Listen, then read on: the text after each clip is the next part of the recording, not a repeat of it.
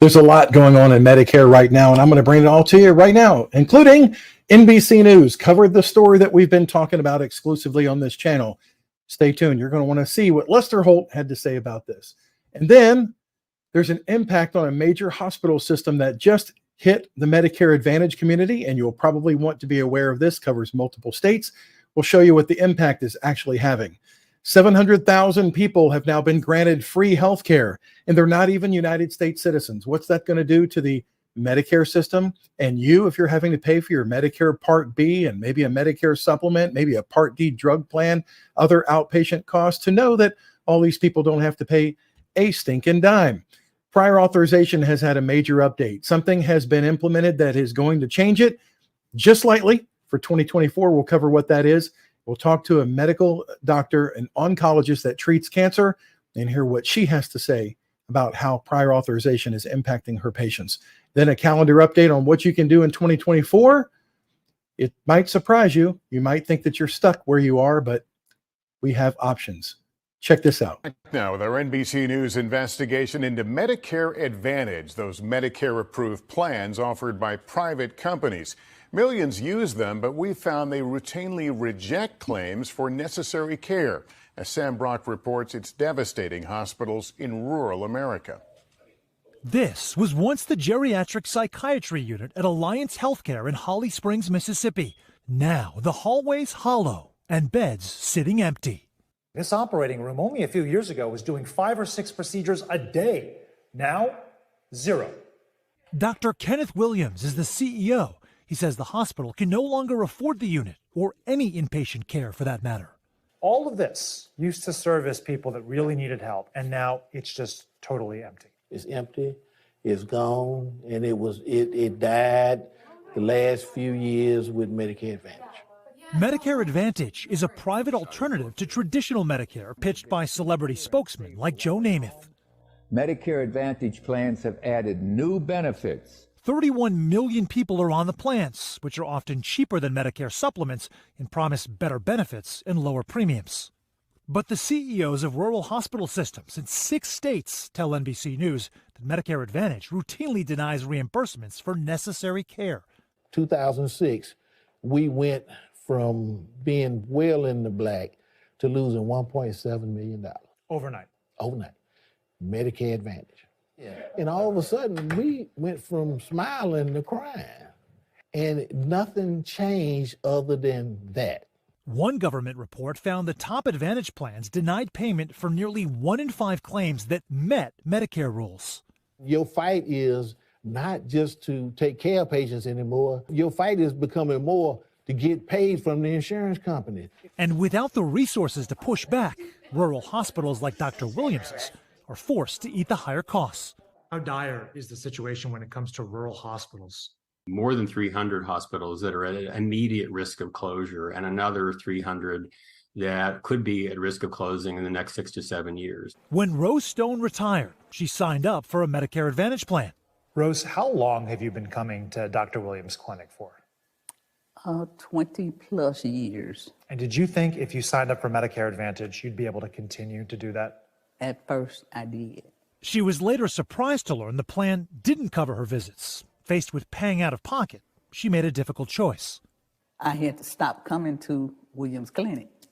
An advocacy group for Advantage plans tells NBC News they acknowledge the challenges facing some health systems, but we need to ensure coverage is maintained for millions of seniors. Rose has since gotten rid of her Advantage plan and is seeing Dr. Williams again. You felt like you were taken advantage of. I know I was. Yeah, I know I was.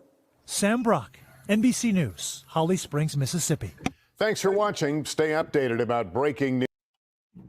Thanks, Lester. I've been covering that for years, and it's fascinating that the people who've been subscribed to this channel, which you should subscribe to, have the information on which they can make their decisions way ahead of people that are waiting for like Lester Holt to come around a year and a half after I first covered what was happening there.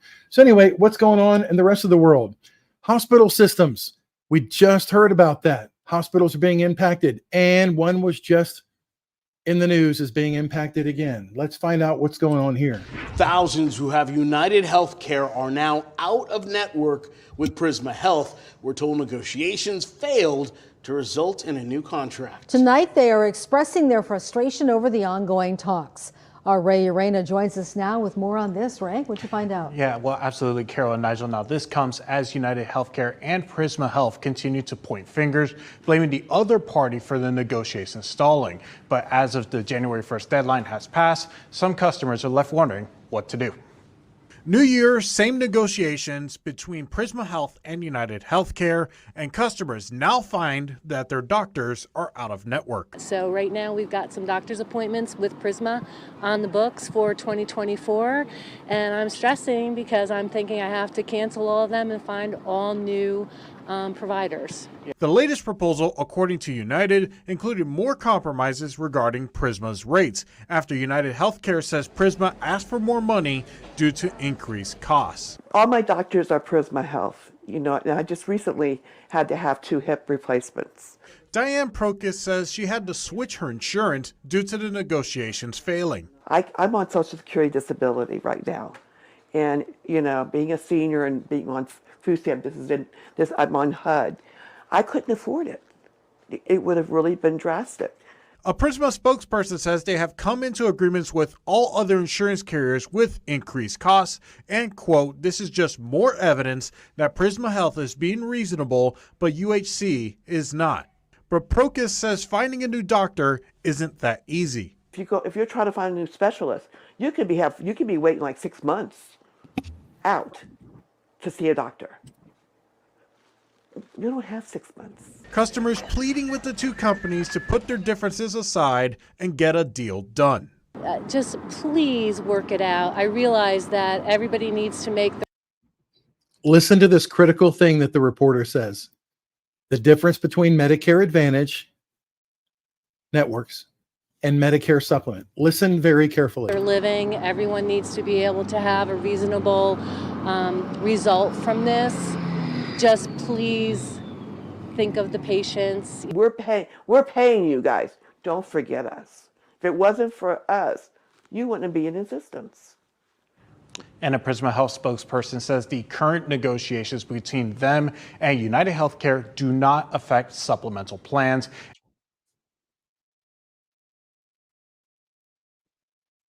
Wait, what? Between them and United Healthcare do not affect supplemental plans. And if a United Healthcare customer is taken to Prisma for an emergency, the insurance company says they will be charged as if they are still in their network. So if you're on a Medicare supplement, don't worry about anything that you just heard because doesn't affect you. This is only for Medicare Advantage members, which, by the way, the question we always get, if my doctor, if my hospital system leaves my Medicare Advantage plan, does that in and of itself give me a special election period where I can go to a different Medicare Advantage plan mid-year?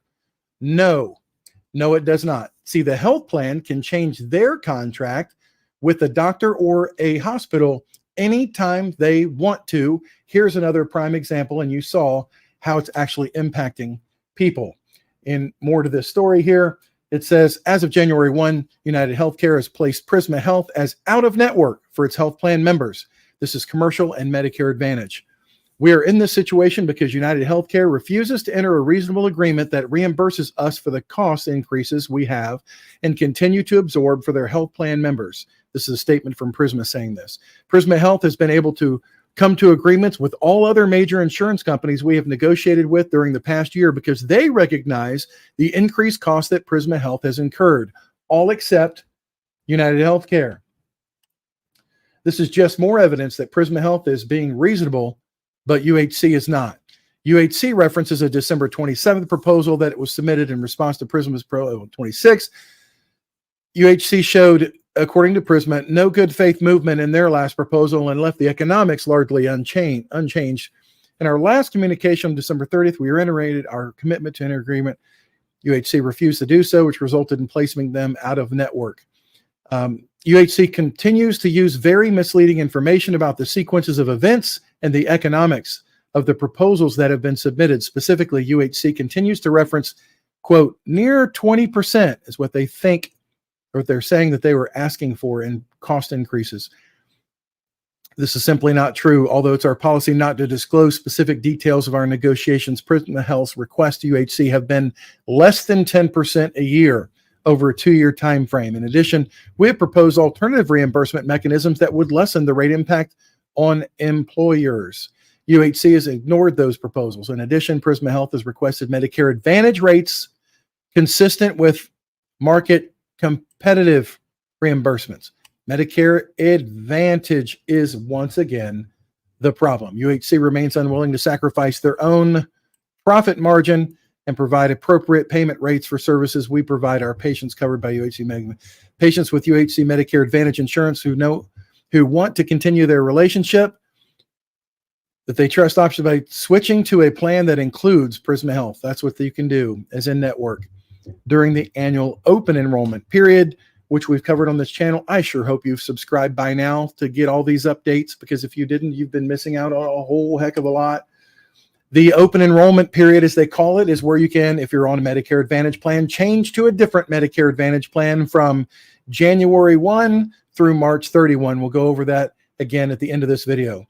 We remain at the negotiating table, they say, and ask that United Healthcare provide a reasonable proposal that would quickly reinstall Prisma as an in-network option. And now let's talk about the free healthcare that's going on at the southern border. California's Governor Newsom in 2022 passed a bill that allowed for January 1, 2024, all the people that are coming here illegally can now get free healthcare. It used to be up to age 26. Now it's up to age 49. And soon it will be absolutely everyone that comes in across the border from California. According to Customs and Border Protection, they've had, just in the last 2 months, as I'm making this right now, they've had 483,000 encounters, and they're letting all these people go. I don't care about your politics, folks. This is an invasion in the United States of America being thrust upon us, and we know what's going on with regard to the healthcare, at least in California, and soon this will be a nationwide thing, and it's going to eat into all of your costs. And again, this is not politics. This is just reality. It's what's happening now. So just in 2 months, just in 60 days, 500,000 people have come into the country, or more than 7 million in the last 3 years. It's unconscionable what's going on, and we don't even know who these people are. Another chart that you can see on the Customs and Border Patrol website shows that the vast, overwhelming majority of the people coming in are young, single males. And you look at the deviation from prior years as how many people are coming in with minors and the like, coming in with families.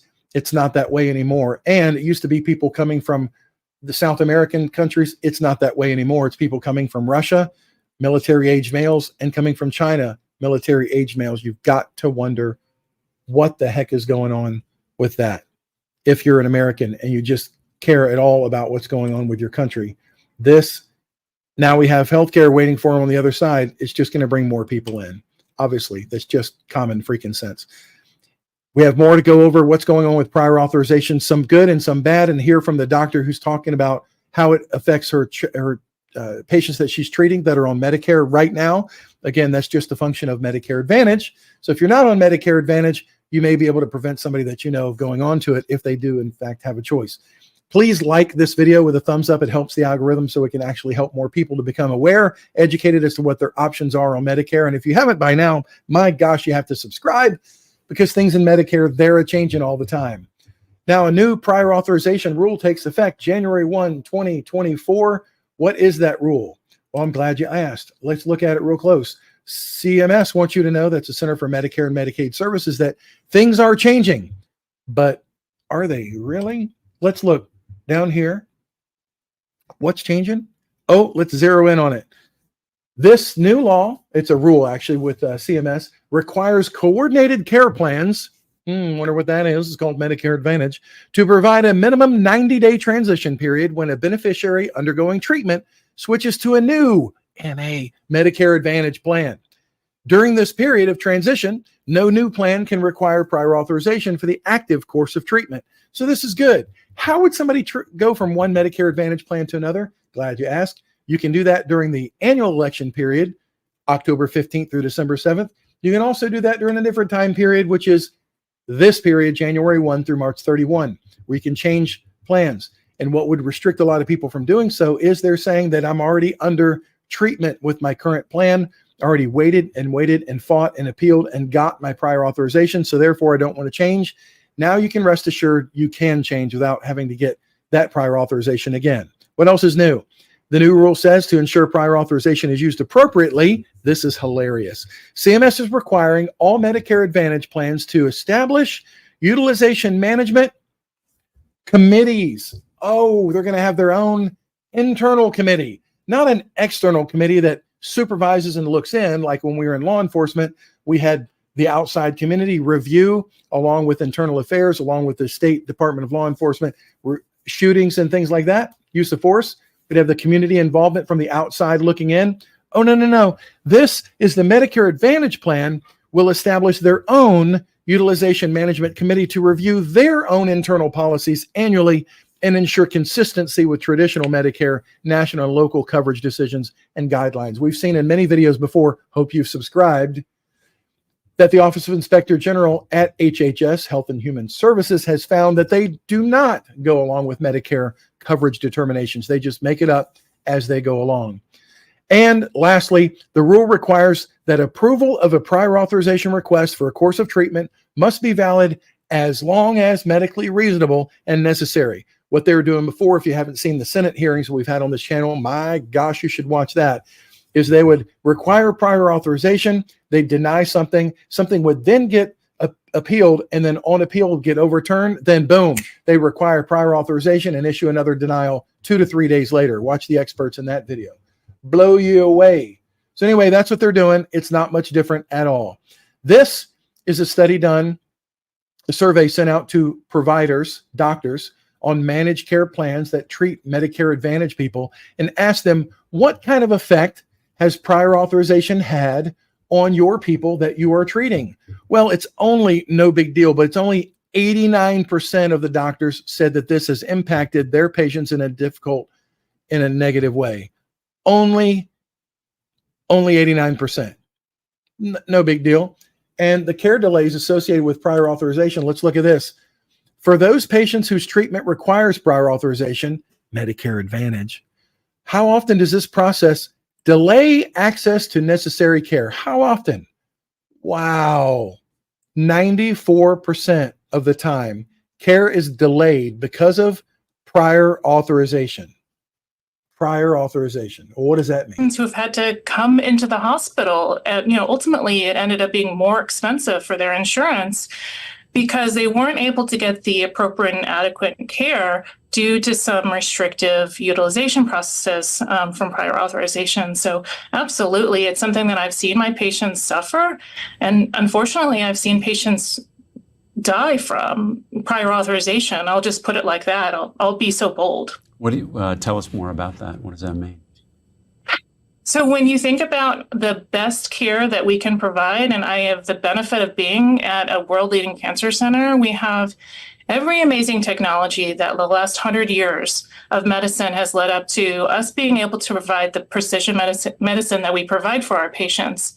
And when we're not able to give the best care, we know that there are consequences. So we know that, for example, for every week of delay for certain types of cancers, their actual outcomes worsen, meaning that their cancer is more likely to recur.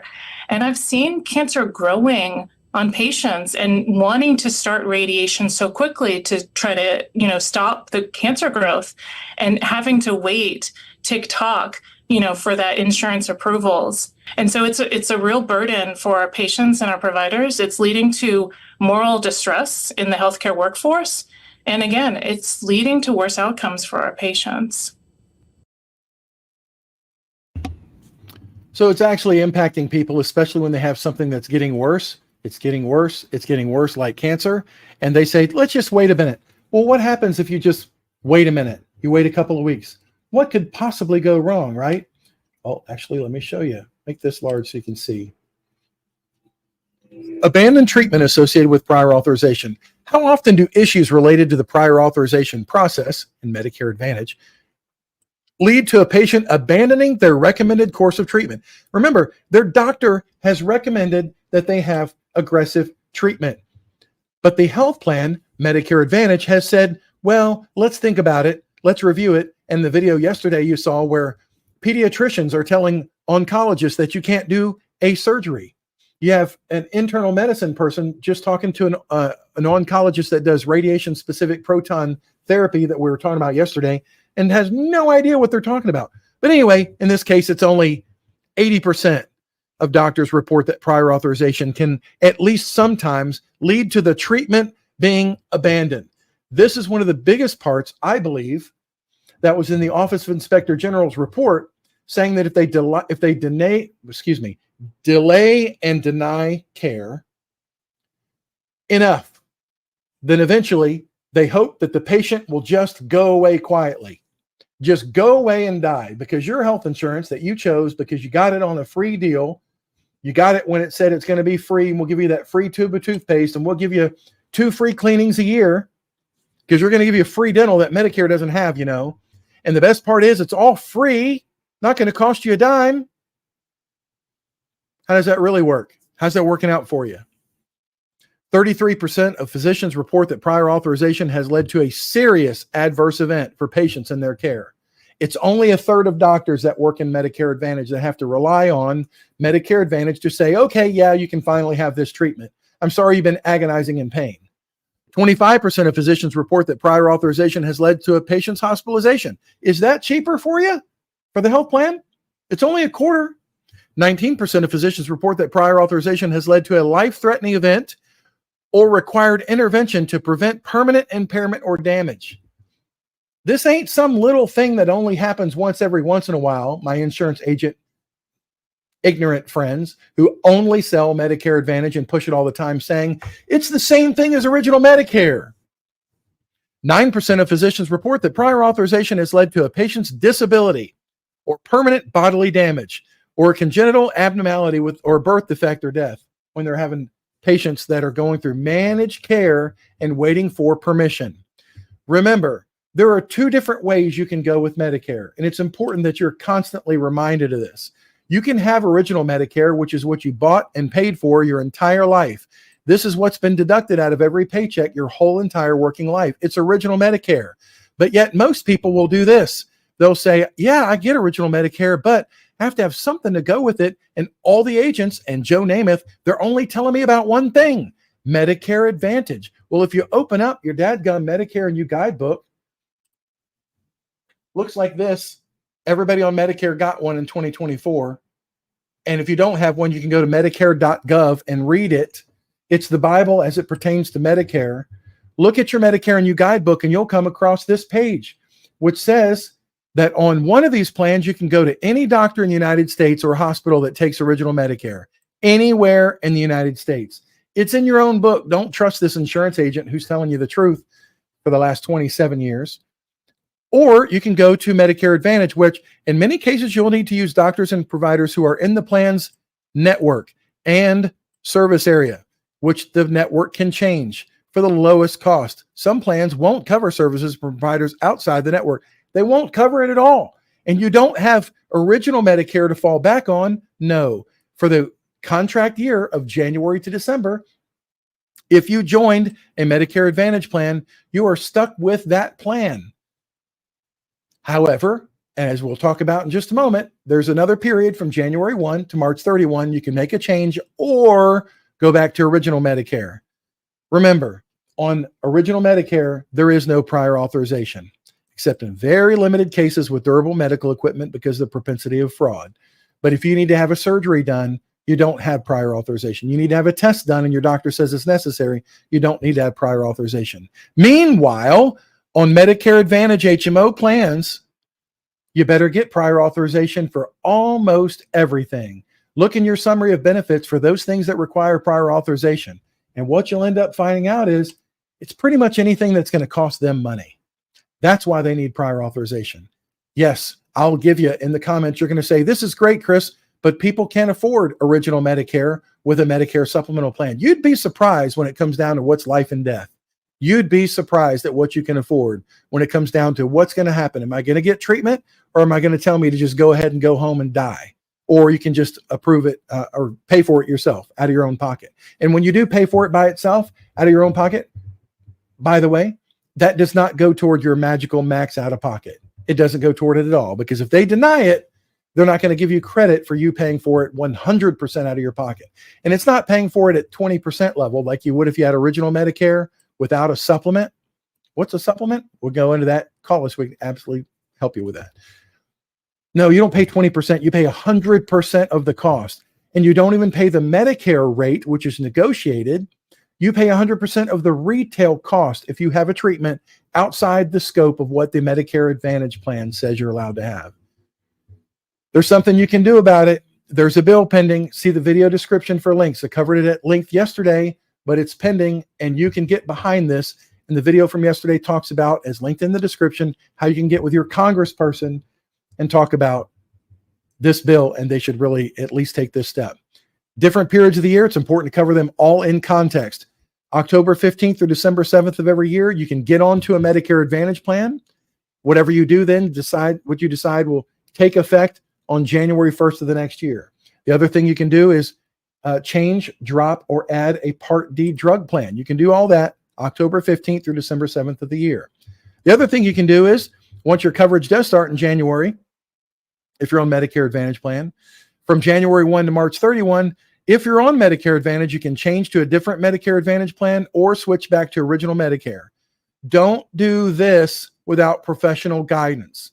Don't just drop your Medicare Advantage plan and go on to original Medicare without having a backup plan. The backup plan would be a Medicare supplement. Don't just go look at Medicare.gov for what you might find information on Medicare supplement. It is not comprehensive.